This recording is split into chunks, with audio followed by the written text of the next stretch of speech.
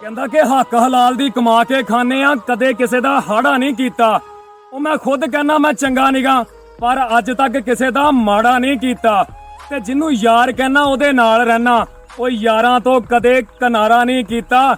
ਤੇ ਜਿਵੇਂ ਤੁਸੀਂ ਤਰੱਕੀ ਵੇਖ ਕੇ ਸੜਦੇ ਹੋ ਨਾ, ਮੈਂ ਕਦੇ ਕਿਸੇ ਦੀ ਤਰੱਕੀ ਤੋਂ ਸਾੜਾ ਨਹੀਂ ਕੀਤਾ।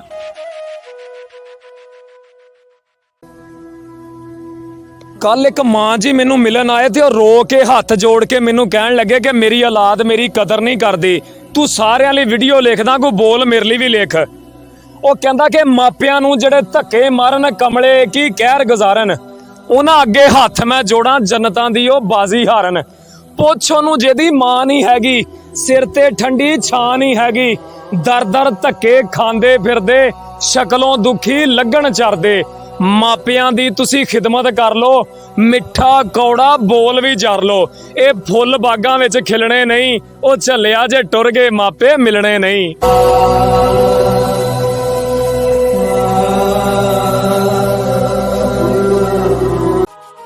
ਇਹ ਮੇਰੀ ਵੀਡੀਓ ਉਹਨਾਂ ਲਈ ਆ ਜਿਹੜੀ ਕਿਸੇ ਕੋ ਜਾ ਕੇ ਜਵਾਨ ਧੀ ਵੀ ਮੰਗਦੇ ਆ ਤੇ ਦਾਜਾਂ ਦੀਆਂ ਫਰਮਾਇਸ਼ਾਂ ਵੀ ਕਰਦੇ ਨੇ। ਕਹਿੰਦਾ ਕਿ ਰੱਬ ਕੋ ਡਰੋ ਦਾਜ ਲੈਣ ਵਾਲਿਓ, ਡੁੱਬ ਕੇ ਮਰੋ ਦਾਜ ਲੈਣ ਵਾਲਿਓ। ਕਿਹੜੀ ਸ਼ੈ ਦੀ ਤੁਹਾਨੂੰ ਕਮੀ ਏ, ਧੀ ਤੁਹਾਡੇ ਘਰ ਵੀ ਜੰਮੀ ਏ। ਕੀ ਸੋਚ ਕੇ ਦਾਜ ਮੰਗਦੇ ਹੋ, ਮਜਬੂਰਾਂ ਦੀ ਜ਼ਿੰਦਗੀ ਡੰਗਦੇ ਹੋ। ਮਜਬੂਰੀ ਤੋਂ ਮੂੰਹ ਸੀ ਰੱਖਿਆ ਏ, ਉਹ ਜਿੰਨੇ ਧੀ ਦਿੱਤੀ ਯਾਰ ਪਿੱਛੇ ਕੀ ਰੱਖਿਆ ਏ। ਗਰੀਬਾਂ ਤੇ ਨਾ ਜ਼ੁਲਮ ਕਰੋ, ਅੱਲਾ ਵਾਸਤੇ ਖਤਮ ਰਸਮ ਕਰੋ। ਆਖਰ ਇੱਕ ਦਿਨ ਮਰ ਜਾਣਾ ਏ, ਰੱਬ ਨੂੰ ਕੀ ਮੂੰਹ ਵਿਖਾਣਾ ਏ। ਆ ਤਲਖ ਲਹਿਜਾ ਮੇਰੀ ਮਜਬੂਰੀ ਸੀ, ਪਰ ਇਹ ਗੱਲ ਕਰਨੀ ਜ਼ਰੂਰੀ ਸੀ।